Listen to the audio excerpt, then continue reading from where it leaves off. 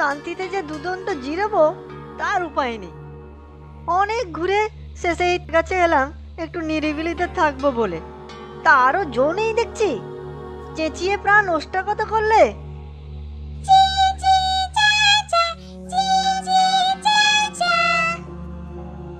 হলো যা, এ তো 3টে কচি ছানা, কিন্তু গলার জোর মন্দ নয়।